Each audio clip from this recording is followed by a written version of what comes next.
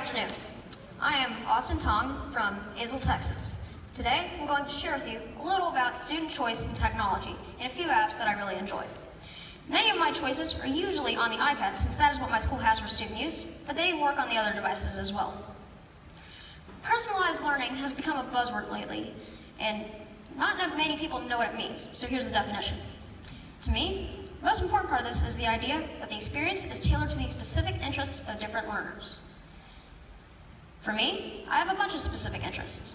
I love sports like hockey and baseball, and I really love to travel all around the world. I also like Harry Potter, and I have a great cat named Benner, who's also really fun to incorporate into my schoolwork. Personalized learning and creating engaging work go hand in hand. My school district works a great deal with the Schletsky Center on student engagement. This quote from Phil helps to understand the importance of creating work that is challenging, interesting, and satisfying for students. To help begin making work more engaging, Azle added iPads to our classrooms 4 years ago. This is a really big change in how our teachers taught and how we learned.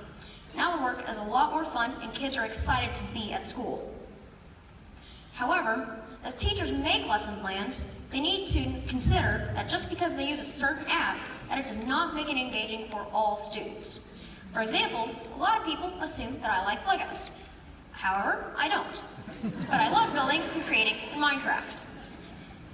I'm not very good at art or hands-on projects, but in Minecraft, I've created roller coasters, hockey arenas, subway systems, airplanes, all kinds of cities, you name it.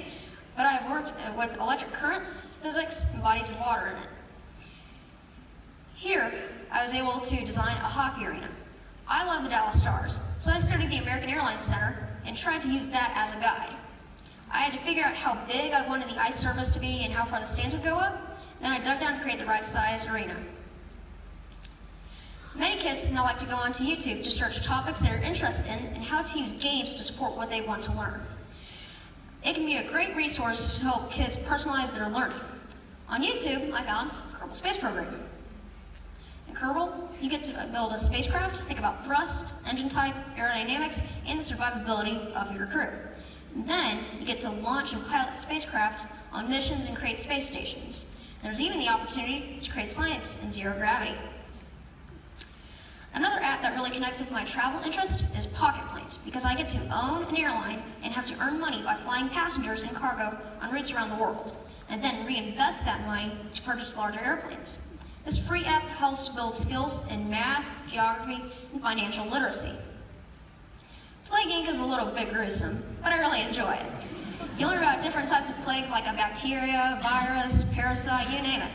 And then you have to launch the plague in a country and mutate it for transmission and symptoms. The goal is to create a powerful plague, but you also learn geography and science. Another area I really love is coding. Hopscotch is a way kids can learn how to code games that they've played and make their own.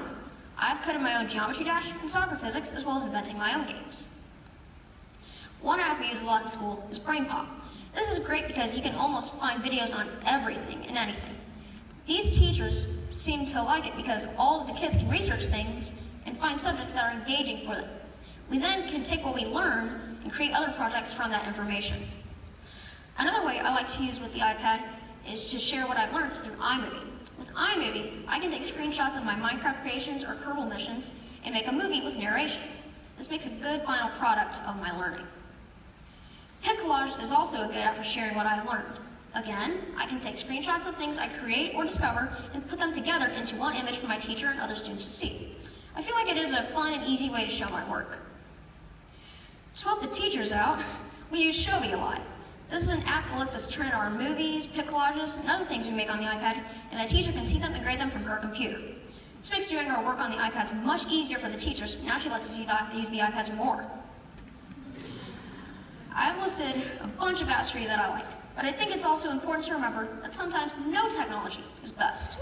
Technology is a tool, and you have to find the right tool for whatever the lesson is. The most important thing is to find out who your students are and discover their passions.